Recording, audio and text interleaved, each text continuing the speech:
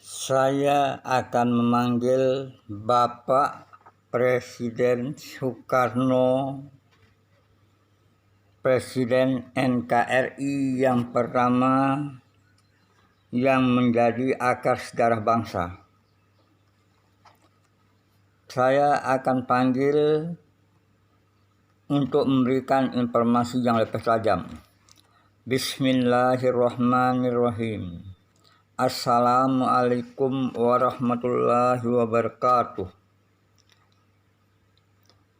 Wali amri, wali songo, waliullah, merdeka agamaku, merdeka bangsaku, merdeka negaraku, merdeka Pancasilaku, merdeka bendera merah putihku, merdeka tanah airku, merdeka berkahku, merdeka hidayahku.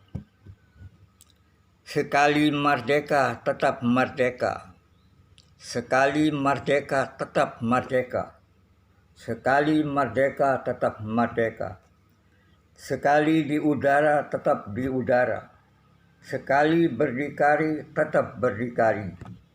Pesan Soekarno, kutitipkan negara ini kepadamu, atau kutitipkan negara ini untukmu. Karena saya akan melanjutkan perjuangan Soekarno, maka Soekarno berpesan kepada saya untuk disampaikan kepada seluruh umat yang ada di rahmatan lil alamin. Kutitipkan negara ini untuk orang-orang beriman. Alhamdulillah, saya ini Bapak Presiden Soekarno. Ada apa, mau apa, Istana Lailatul Qadar indah.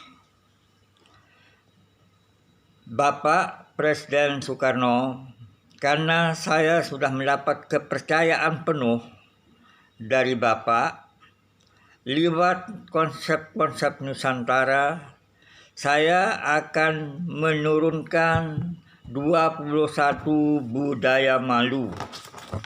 Budaya malu inilah yang akan diterapkan oleh penyampaian amanat-amanat Nusantara.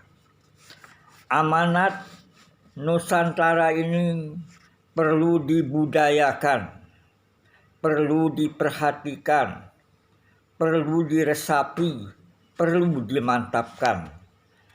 Karena kemunculan Bapak menjadi Presiden Republik Indonesia yang pertama tidak semudah membalik telapak tangan, tidak semudah apa yang dibayangkan.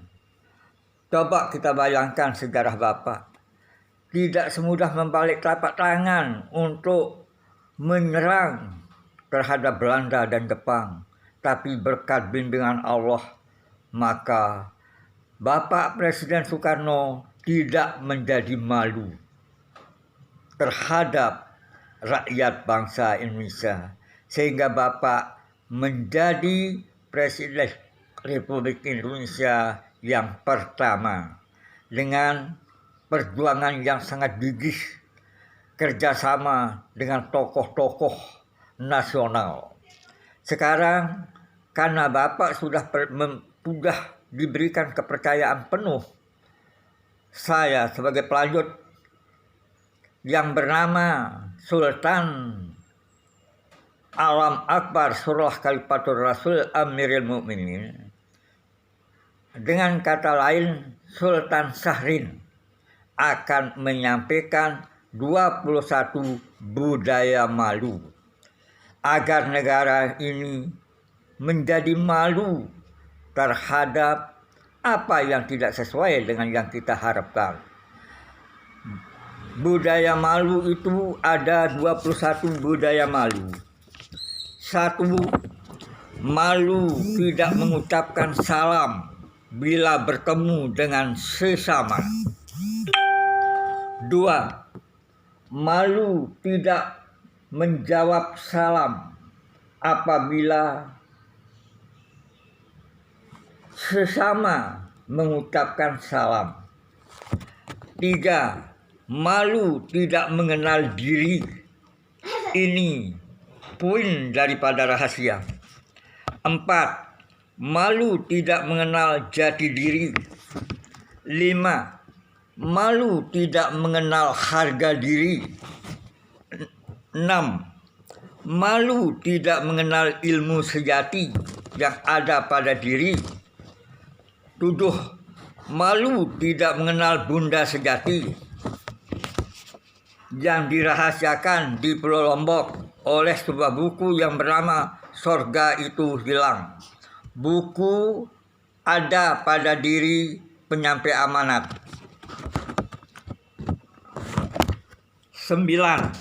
Malu tidak mengenal kejahatan. 10. Malu tidak mengenal perintah Allah dan Rasul. 11. Malu tidak mengenal larangan Allah dan Rasul. 12. Malu tidak menolong bila keluarga sibuk mengerjakan kebaikan. 13. Malu bertanya sesat di jalan. 14. Malu minta petunjuk, akhirnya tidak mengetahui. 15. Malu minta pertolongan, akhirnya semua masalah belum selesai. 16. Malu minta perlindungan, akhirnya tidak terlindung jadinya. 17. Malu tidak mengenal Allah dan Rasulnya. 18. Malu tidak pernah menuntut ilmu dan mengaji, baik jarak dekat maupun jarak jauh. 19. Malu tidak pernah bertobat atas dosa-dosa yang pernah kita lakukan, kerjakan, baik disengaja maupun tidak disengaja, dosa kecil maupun dosa besar. 20. Malu tidak mengerti dan tidak paham tentang agama terhadap agama. 21. Malu tidak melaksanakan sholat secara berjamaah atau sholat sejati. Demikianlah yang saya sampaikan tentang budaya malu yang sebanyak 21. Saudara-saudara sebangsa dan setanah air, seiman dan seagama serta sekeyakinan. Sekarang sesudah timbul virus corona COVID-19 ini, hampir-hampir dakwah agama sudah mati. Sekarang lewat corong cahaya ini, HP yang begitu canggih ini, saya menyampaikan untuk menghidupkan kembali dakwah ini agar dilakukan oleh semua umat Islam, karena ada rahasia dakwah yang saya peroleh dengan judul Siapa yang menghidupkan dakwah pada zaman virus corona ini, COVID-19 ini. Keuntungan pengajian, ceramah, dakwah dijalankan atau apabila dakwah dijalankan. 1. Menjadi asbab hidayah di seluruh alam turun ke bumi. Seperti pada malam tanggal 21 saya diturunkan Lailatul Qadar yang dihubungkan dengan virus corona. 2. Orang-orang akan mengamalkan agama dan sunnah-sunnah, tidak dianggap aneh dan asing. 3. Allah Subhanahu wa Ta'ala akan mengeluarkan keberkahan dari langit dan dari bumi. Hikmah daripada menghidupkan dakwah. 4. Di mana saja orang-orang senantiasa membicarakan kebesaran Allah dan keagungan Allah Subhanahu wa Ta'ala, dan dengan jiwa semangat di darat, di laut maupun di udara, sehingga orang-orang berhukum pada hukum Allah Subhanahu wa Ta'ala dan membicarakan masalah keteladanan Rasulullah Sallallahu Alaihi Wasallam. 5. Umat manusia akan mengerjakan kebaikan dan akan mampu mengucapkan kalimat thayyibah ketika meninggalkan orang-orang akan terbebas dari azab kubur oleh Allah Subhanahu wa Ta'ala. 7. Orang-orang akan masuk jannah secara berjamaah. 8. Orang-orang yang akan masuk jannah dengan secara berjamaah lebih awal dari umat-umat yang terdahulu. Alangkah baiknya untuk kelebihan untuk menghidupkan dakwah kembali, agar semua umat yang ada di rahmatan lil alamin ini agar diperhatikan dan direnungkan sedalam-dalamnya. Kelebihan menghidupkan dakwah yang ke-9, manusia akan dibangkitkan dengan wajah bercahaya sebagaimana wajah-wajah para nabi alaihissalam. Kelebihan dakwah yang ke-10, Rasulullah Sallallahu Alaihi Wasallam akan memberikan minuman dari air telaga Kausar yang sangat harum di tengah-tengah beliau sendiri. Ke-10 tersebut di atas perlu diketahui oleh semua lapisan masyarakat beriman yang rahmatan lil alamin. Inilah kelebihan menghidupkan dakwah, karena melalui dakwah dari yang tidak kita ketahui menjadi kita ketahui.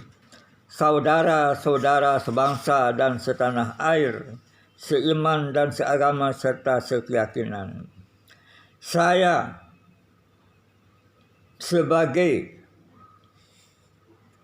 Sultan Alam Akbar Surah Khalifatul Rasul Amirul Mukminin, saya minta kepada tokoh-tokoh agama, tokoh-tokoh hukum, supaya dakwah dihidupkan kembali agar virus-virus corona ini tersingkir dari jauh, bukan dari dekat. Jika tidak tahu virus corona, maka akan terjadi kerugian. Jika tahu virus corona, akan terjadi keuntungan. Karena virus corona ini yang dirahasiakan oleh Allah, cinta dunia, takut mati. Saudara-saudara sebangsa dan setanah air, seiman dan seagama serta sekeyakinan, sekarang saya akan menyampaikan tanda-tanda dunia kiamat sebanyak 20. Tetapi soal kiamat hanya Allah yang Maha Tahu. Tetapi terjadinya hari kiamat itu persis pada hari Jumat, tetapi tanggalnya tidak diketahui, dirahasiakan Allah. Bulannya dirahasiakan Allah, tahunnya dirahasiakan Allah, cuma harinya saja yang terbuka. Kenapa hari Jumat dikiamatkan alam ini oleh Allah, tetapi tidak dirahasiakan tanggal, hari, dan tahun? Hanya hari Jumat saja dijelaskan oleh Allah. Tetapi Jumat yang mana? Itulah yang dimaksud dengan hari dirahasiakan. Judul amanat saya tentang penyampaian amanat ini untuk rahmatan lil alamin. Tanda-tanda kiamat ada 20. Dari segi ilmu kewalian dan ilmu kenabian dan ilmu kerasulan. Wali gempa bumi, naga sakti Banyurip Mas, Gunung Rinjani Permai mengatakan kepada masyarakat beriman, ada 20 tanda-tanda kiamat. Saya bukan menjadi wali gempa bumi saja, saya ini diangkat derajat oleh Allah. Sebenarnya dalam konsep saya ini Sultan Alam Akbar Sirullah Khalifatur Rasul Amiril Mukminin, mempunyai segi saya ini untuk akhir zaman. Sedangkan Nabi Muhammad untuk akhir zaman. Sedangkan saya untuk dunia akhir zaman. Inilah bedanya.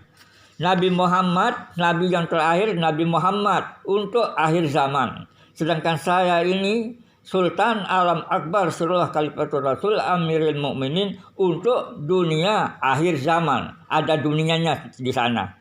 Sekarang saya akan menyampaikan 20 tanda-tanda kiamat.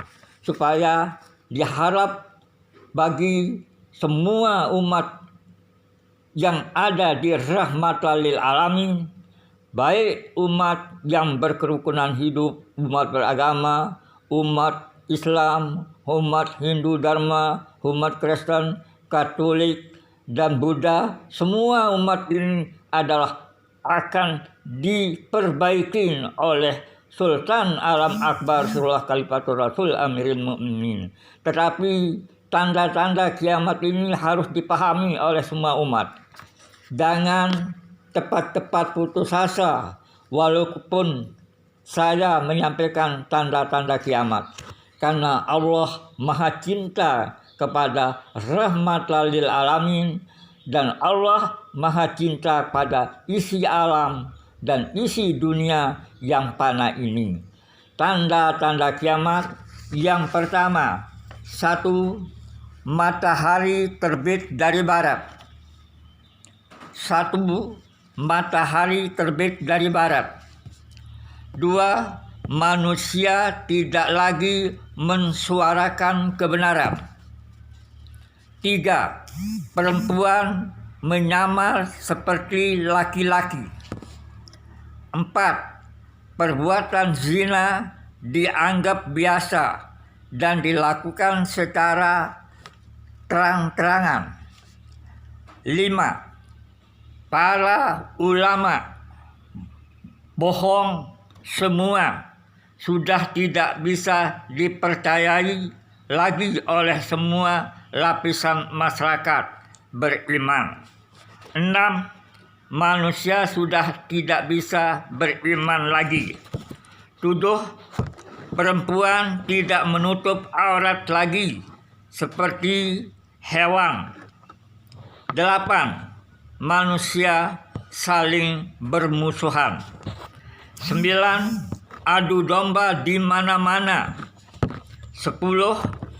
Manusia tidak mau melakukan perintah Allah dan Rasul. 11. Istri tidak mau mendengarkan keterangan-keterangan suami. 12. Matahari sejengkal sangat rendah. 13. Goncangnya ilmu dalam hidup berbangsa dan bernegara. 14. Yang baik menjadi buruk, yang buruk menjadi baik, yang enak menjadi tidak enak, yang manis menjadi pahit.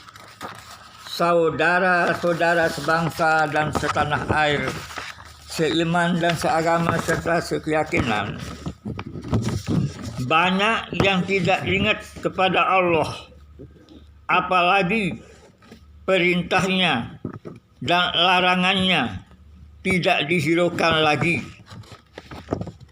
Banyak para pendakwah Apa yang didakwahkan tidak ada yang memperhatikannya.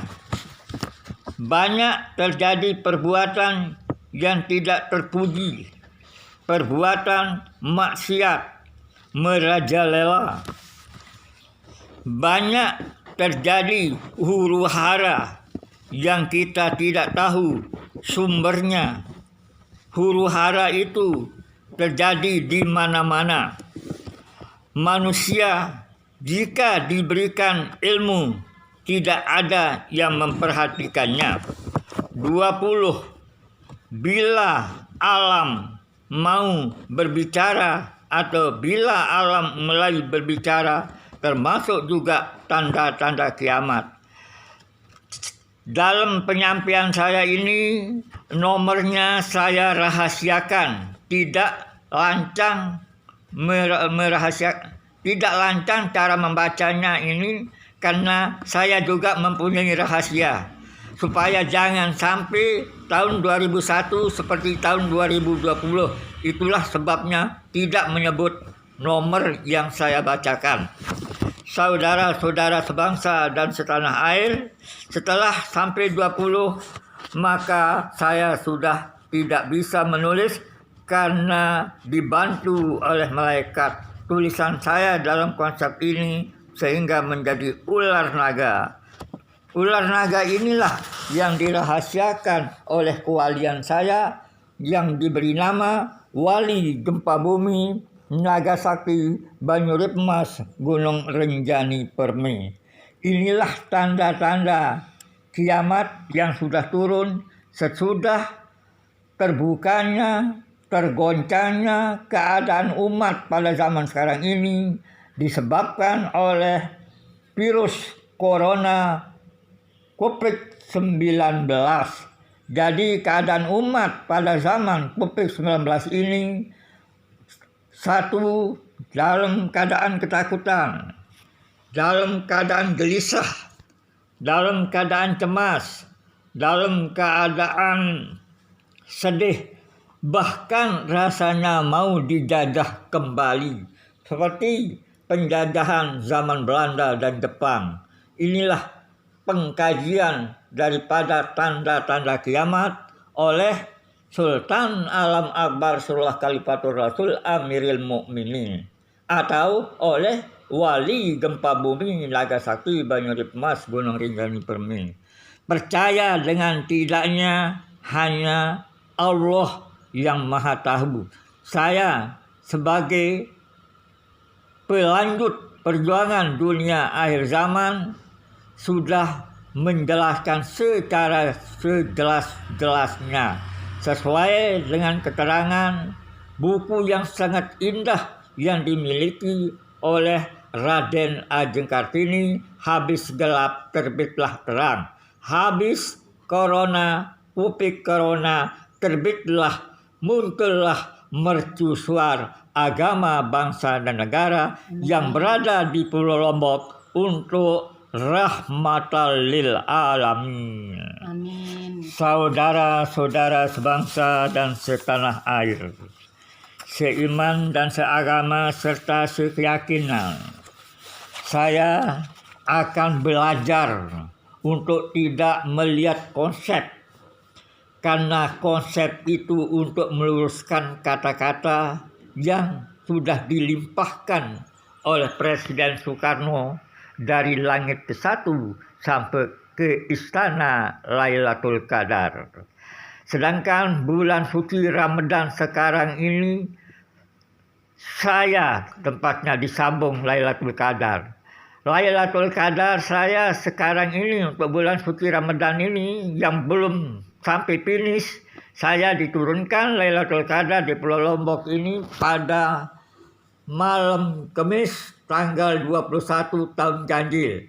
Lailatul Qadarnya ini saya berada di tempat yang lurus, menyusup di dalam air yang jernih, dilihat oleh orang-orang di atas pinggir sungai atau di pinggir kelabah kecil yang jernih airnya, tetapi saya tidak bisa dilihat. Yang dirahasiakan oleh virus corona tidak bisa dilihat oleh mata kepala. Hanya yang mampu melihat virus corona adalah orang-orang yang diridhoi Allah. Walaupun memakai alat teknologi canggih, kalau Allah tidak memberi untuk melihat, tidak akan bisa melihatnya. Malahan tambah parah virus corona ini. Inilah yang kita perjuangkan sampai dunia ini kiamat. Virus corona, kalau ada yang merugikan, ada yang menguntungkan. Virus perumpamaan PKI atau komunis, rusak. Syariat Islam mau dirusak, tarekat Islam mau dirusak, hakikat Islam mau dirusak, makrifat Islam mau dirusak, semua mau dirusak oleh PKI. Inilah yang perlu kita waspadai. Sekarang apa itu corona? Corona kompak rombongan nasional, kompak rombongan nasakom, kompak rombongan narkoba, kompak rombongan nabi dan rasul. Disinilah letak rahasia yang saya sampaikan ini melalui torong yang begitu indah ini, HP yang kecil ini, walaupun kecil tetapi mempunyai makna yang sangat penting buat umat dunia akhir zaman. Coba bayangkan sekarang, mungkin anak-anak yang belum lahir yang tidak memegang HP. Kalau sekarang ini anak-anak kecil pun sudah memegang HP. Inilah yang saya harapkan untuk bagaimana nasib anak-anak untuk kelanjutannya ini. Untung saya diberikan amanat oleh Soekarno yang diberi nama Amanat Nusantara untuk anak-anak Nusantara supaya dipelihara dengan baik, supaya mempunyai kelebihan menjadi demi Allah anak-anak kita ini supaya menjadi berguna bagi agama, bangsa, dan negara untuk kelanjutan dunia akhir zaman. Assalamualaikum warahmatullahi wabarakatuh. Demikianlah amanat-amanat yang saya sampaikan kepada orang yang percaya atau tidaknya. Saya cuma menyampaikan, menyambung lidah Soekarno, menyambung lidah Megawati, menyambung lidah Joko Widodo. Presiden Joko Widodo ini adalah presiden yang betul-betul adil dunia dan akhirat. Assalamualaikum warahmatullahi wabarakatuh.